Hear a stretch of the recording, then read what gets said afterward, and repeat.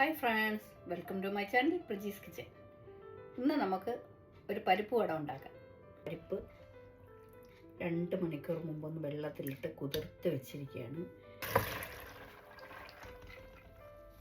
ഇനി ഈ പരിപ്പിനെ വെള്ളമൊന്ന് തോർന്നതിന് ശേഷം നമുക്ക് മിക്സിയുടെ ജാറിലിട്ട് ഒന്ന് അടിച്ചെടുക്കാം.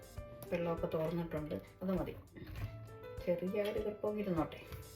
നല്ല രീതിയിലൊന്ന് അരച്ചെടുത്തിട്ടുണ്ട്. കടകളിലൊക്കെ അരയ്ക്കുന്നതിനേക്കാളും കുറച്ചും കൂടെ ഒന്ന് അരിഞ്ഞിട്ടുണ്ട്. ഉള്ളി ഒന്ന് അരിഞ്ഞെടുക്കാം.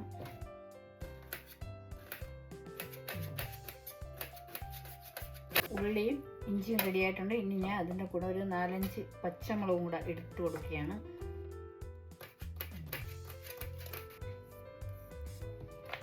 പച്ചമുളക് ആവശ്യത്തിന് സോൾട്ട് ഇട്ട് കൊടുക്കാം.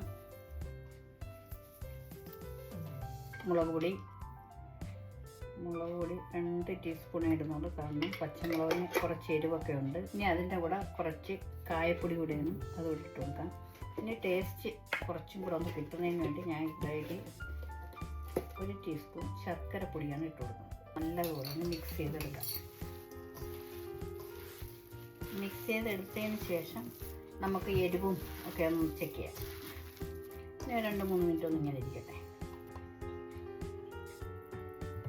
അങ്ങനെ നമ്മുടെ ഓയിലൊക്കെ റെഡിയായി വന്നിട്ടുണ്ട്. അപ്പോഴത്തേക്കും നമുക്കിത് വടയെ ഒന്ന് റെഡിയാക്കിയിട്ടുണ്ട്.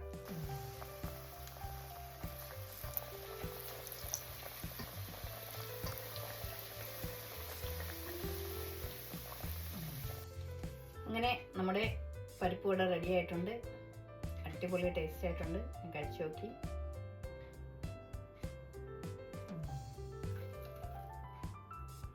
ചൂടും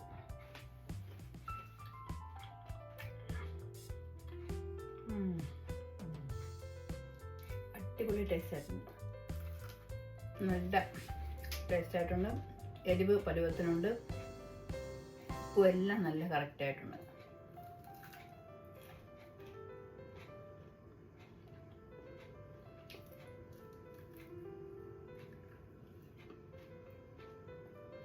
ഇനി അടുത്ത നല്ലൊരു വീഡിയോയുമായിട്ട് ഞാൻ ഉടനെ എത്തുന്നതാണ്. എല്ലാവർക്കും നന്ദി, നമസ്കാരം.